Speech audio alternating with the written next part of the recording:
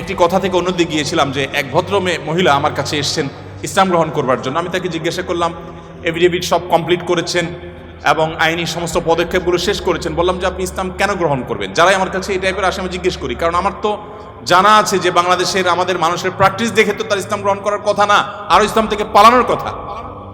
কেন গ্রহণ করেছেন? তো তিনি বললেন, ইসলাম সম্পর্কে আমি বই পড়েছি, এই বই আমাকে প্রভাবিত করেছে। আবার কোনো কোনো ব্যক্তিকে আমি দেখেছি, তাদের ব্যক্তিত্ব দেখে, নিশ্চয়ই সেরকম ব্যক্তিত্ব খুবই কম, দেখে আমি প্রভাবিত হয়েছি। গোটা পৃথিবীতে আপনারা বিশেষ করে পশ্চিমা দুনিয়ার খবর রাখবেন নিশ্চয়ই, সেখানে প্রতিদিন ইসলামে আসা মানুষের সংখ্যা বেড়ে চলেছে এবং পুরুষদের চাইতে মেয়েদের মধ্যে ইসলাম গ্রহণের সংখ্যা অনেক বেশি, প্রবণতা অনেক বেশি। কেন? যেখানে নারী অধিকার নিয়ে এত কথা বলা হয়, নারীদের অধিকার দেওয়ার জন্য এত আয়োজন নেওয়া হয়, এত উদ্যোগ নেওয়া হয়, সেই সমাজে কেন, সেই সমাজের নারীরা কেন ইসলামে আসছে এবং সেখানকার মুসলমানরা কেন ইসলামে আসছে, এই বিষয়টা নিয়ে আমি একটু স্টাডি করার চেষ্টা করলাম। আমার কাছে দুটি জিনিস পরিষ্কার হয়েছে। নাম্বার এক, তারা কোরআন পড়ে। যারাই ইসলামের পথে এসেছে তাদের বেশিরভাগ মানুষ কোরআন পড়ে ইসলামে এসেছে। এবং ওমর রাদিয়াল্লাহু তাআলার কথা আপনারা জানেন, গোটা পৃথিবীর ইতিহাসে প্রবাদ তুল্য শাসকদের একজন, ন্যায় বিচার প্রতিষ্ঠার ক্ষেত্রে দৃষ্টান্ত স্থাপন করা মানুষদের একজন, সে ওমর রাদিয়াল্লাহু তাআলা আনহু। তার ইসলাম গ্রহণের ইতিহাসও আপনারা জানেন। তিনি কিন্তু নবী সাল্লাল্লাহু আলাইহি সাল্লামকে হত্যা করার দায়িত্বে নিয়োজিত হয়ে সে দায়িত্ব পালন করার জন্য যাচ্ছিলেন। পথিমধ্যে তিনি তার বোন ভগ্নিপতির কণ্ঠের তেলাওয়াত শুনেছেন। এই ঘটনা বিভিন্ন ভাবে বর্ণিত হয়েছে, আপনারা জানেন। সেই তেলাওয়াত তাকে এতটা প্রভাবিত করেছে যে তিনি হত্যার পরিবর্তে বরং মুহাম্মদ সাল্লাল্লাহু আলাইহি সাল্লামের কাছে হাত দিয়ে তার হাতে ইসলাম গ্রহণ করেছেন। তার মানে কোরআন সামান্য একটু শোনার পর তার ভিতরে এরকম প্রভাব পড়েছে। আপনাদেরকে আরেকটা গল্প শোনাতে চাই। তুফাইল ইবনে আমর আদ-দুসি একজন বড় মাপের কবি ছিলেন ইয়েমেনের। শুধু বড় মাপের নয়, আমরা জাতীয় কবি বলে, তখনকার জাতীয় কবির কালচারই ভাবে ছিল না, যদি থাকতো হয়তো তিনি ইয়েমেনের জাতীয় কবি থাকতেন তখনকার। তুফাইল ইবনে আমর আদ-দুসি, দুস ওনার গোত্রের নাম।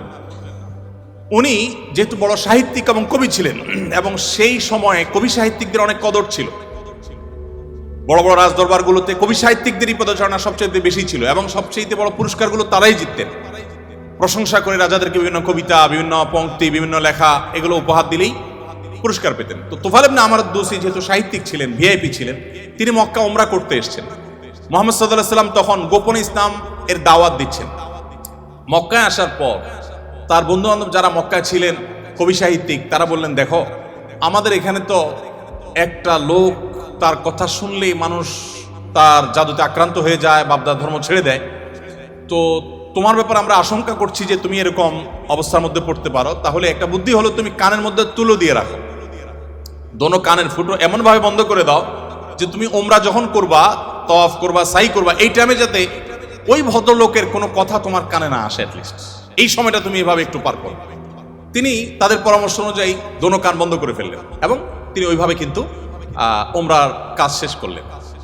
একটা পর্যায়ে তার মনে হলো যে আমি এত বড় সাহিত্যিক মানুষ, বুদ্ধিজীবী মানুষ, পড়াশোনা করা মানুষ, একটা মানুষ কথা বলবে আর আমি গলে যাব, ভুলভাল বললেও আমি সেটা মেনে নিব, আমি তো এত অর্বাচীন না, আমাকে এত ভয় কেন পেতে হবে? তিনি কানের তুলো খুলে ফেলে দিলেন এবং এরপর তিনি হারামের কোন এক জায়গা থেকে কোরআনের কিছু আয়াতের অংশ বিশেষ তার কানে আসলো।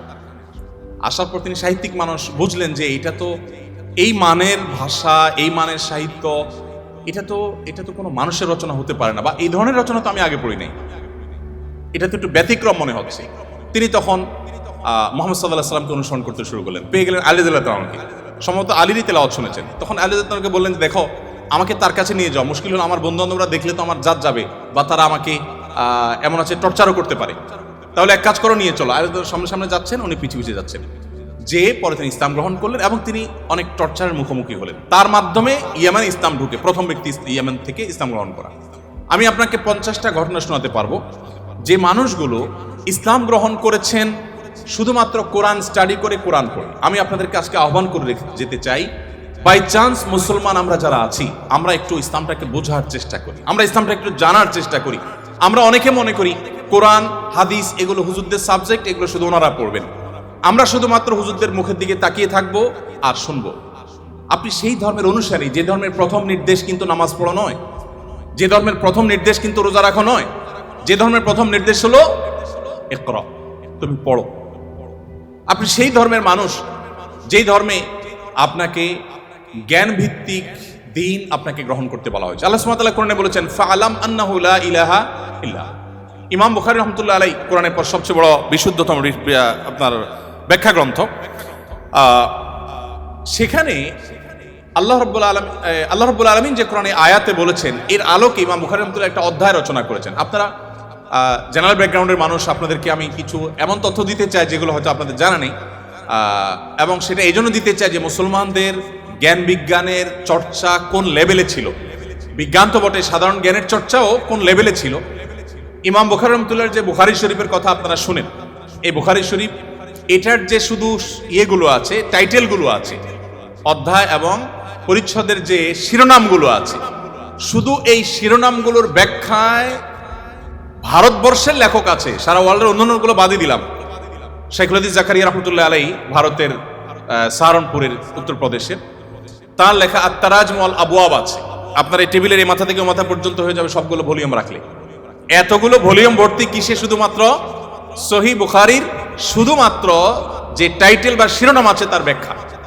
এবং এগুলো এতটা একাডেমিক এবং এতটাই আপনার ডিপ নলেজের বিষয় এবং এলমি বিষয়, একাডেমিক বিষয়, যে আপনি যদি এখানে প্রবেশ করেন তাহলে আপনি এটার ভেতরে শুধু ঢুকতেই থাকবেন এবং সামনে আগতে থাকবেন।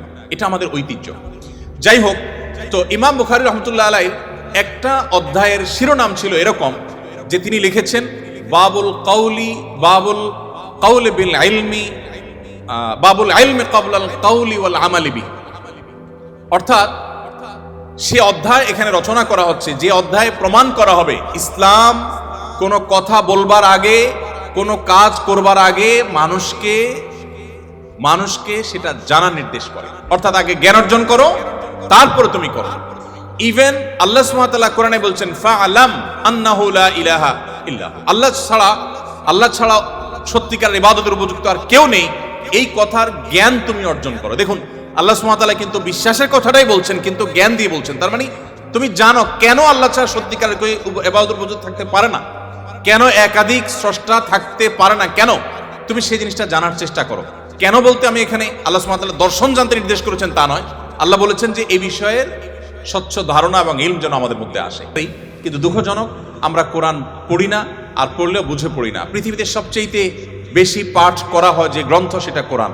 কোরআনের চাইতে বেশি পাঠ করা হয় সর্বযুগে সর্বকালে এরকম আরেকটি গ্রন্থ পৃথিবীতে নেই যে এত বেশি পরিমাণে পাঠ করা হয়।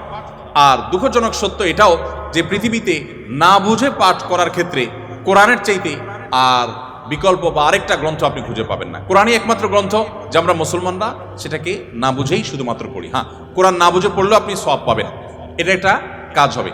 না বুঝে পড়লে কি লাভ হবে আমরা অনেকে বলি। আজকাল আপনারা জানেন অনেক টেকনোলজি আবিষ্কার হয়েছে, আপনারা টেকনোলজির লোক, যে একটা সিম্পল জিনিস আমাদের সবার হাতে হাতে আছে, স্মার্টফোন। আমরা যদি বলি হাই শ্রী কল অমুক, সাথে সাথে কিন্তু আপনার কোনো টিপাটিপি ছাড়াই সেই অমুককে কল করবে, মোবাইল করবে না ডিভাইস। এখন তো আপনার আপনি কোনো রুমে বসে বলছেন যে গরম লাগছে, এসিটা অন হয়ে যাবে। আপনি জাস্ট বললেন, নির্দিষ্ট শব্দ উচ্চারণ করলেন যে আপনার কাছে গরম লাগছে, এসিটা অন হয়ে যাবে। আপনি বললেন যে না এখন শীত লাগছে, তো এসিটা কমে যাবে, বন্ধ হয়ে যাবে। টেকনোলজি এই পর্যন্ত চলে গেছে, যা আপনি বলছেন সেটা সে ক্যাচ করছে এবং সেই অনুযায়ী কাজ করছে।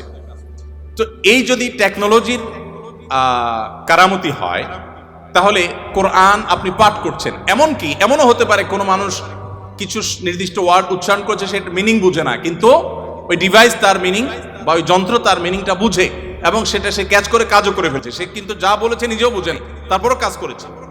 কোরআন তেলাওয়াত করে ফু দিলে অনেক অসুখ, অনেক দুঃখ, অনেক কষ্ট, মানুষের শারীরিক অনেক কষ্ট লাঘব হয়। কিভাবে হয়? আপনি যদি এটা নিয়ে বৈজ্ঞানিক গবেষণা নামেন তো আপনি কোনো সূত্র হয়তো খুঁজে পাবেন না, কিন্তু আপনাকে আমি যে পয়েন্টটা বললাম এই পয়েন্ট থেকে যদি আপনি আগান আপনি দেখবেন যে এরকম বহু লজিক আপনার সামনে হাজির হয়ে গেছে। যাই হোক, তো আমি যেটা বলছিলাম যে কোরআন আপনি না বুঝে পড়লে সওয়াব পাবেন, কিন্তু এই জন্য কোরআন আসেনি। আল্লাহ সুবহানাহু ওয়া তাআলা কোরআনে বিভিন্ন জায়গায় বলেছেন লিয়াদাব্বারু আয়াতি, এই কোরআন দেয়া হয়েছে তোমাদেরকে যাতে এর আয়াতগুলো নিয়ে তোমরা গবেষণা করো, তোমরা যাতে ভাবো, তোমরা যাতে চিন্তা করো, তোমরা যাতে ভাবনার জগতে প্রবেশ করো।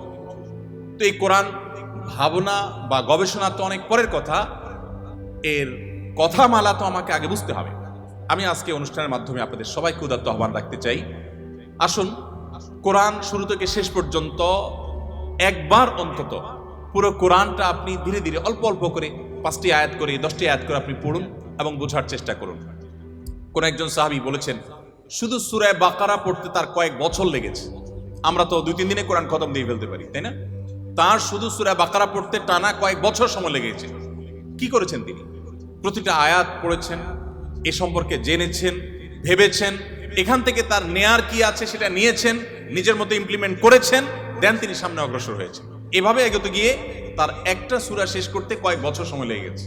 কোথায় আমাদের কোরআন অধ্যয়ন? আমি আপনাদেরকে বলেছি, এখনো পৃথিবীতে যারা ইসলামে আসছে, পশ্চিমা পৃথিবী বলুন, আমাদের এই অঞ্চলে বলুন, তাদের নিয়ে আমার যে সামান্য পড়াশোনা বা ঘাটাঘাটি আছে, সেটার আলোকে আমি নিশ্চিত হয়েছি অনেকখানি যে তারা বেশিরভাগ মানুষ আমাদেরকে দেখে তো আসার প্রশ্নই ওঠে না, কারণ আমাদের মুসলমানদের মধ্যে এমন কিছু নেই যেটা দেখে সে ইসলামে আসবে, ম্যাক্সিমাম মুসলমানদের অবস্থা। কিন্তু তারা ইসলামে এসেছে কোরআন পড়ার পর। ফ্রান্সের একজন পলিটিশিয়ান, তিনি কট্টর ইসলাম এবং মুসলমানদের সমালোচক ছিলেন এবং বিদ্বেষ পোষণ করতেন রীতিমতো। আমি একসময় আমার ফেসবুক প্রোফাইলে তাকে নিয়ে অনেক লেখালেখিও করেছি। বেশ কিছুদিন আগে আমার অফিসে এক ভদ্রলোক আসেন, রিটায়ার্ড আর্মি অফিসার, আমাকে প্রসঙ্গত বললেন যে এরকম এক ভদ্রলোক ফ্রান্সে ছিলেন, এই নাম তার, তিনি ইসলাম গ্রহণ করেছেন এবং তিনি একটা বিষয়ে অ্যাডভাইস করেছেন। আমি একটু কৌতূহল হয়ে দেখলাম, আমার এর আগে জানা ছিল না, ভিডিওটা ভালো করে দেখলাম ইউটিউবে, দেখলাম যে সেই ভদ্রলোক যিনি ইসলাম এবং মুসলমানদের কট্টর সমালোচক ছিলেন, তিনি একটা সময় ইসলাম গ্রহণ করেছেন। আমি জিজ্ঞেস করলাম যে তিনি ইসলামে আসছেন কি কারণে?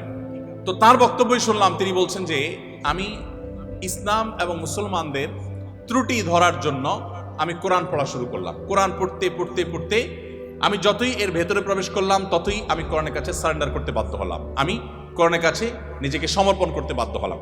তো আলহামদুলিল্লাহ, তিনি যেভাবে ইসলাম গ্রহণ করেছেন এবং আলোকিত হয়েছেন কোরআন দ্বারা, আমার বিশ্বাস আমরা যদি অ্যাজ এ মুসলিম আমরা পড়াশোনা করি মুসলিম হই, আমরা বুঝে শুনে মুসলিম হই, আমাদের ইসলাম গ্রহণটা যদি বাই চান্স না হয়ে বাই চয়েস হয়, অর্থাৎ আমরা জেনে শুনে মুসলমান হই, তাহলে সেটা আমাদেরকে অনেক বেশি উপকার দিবে।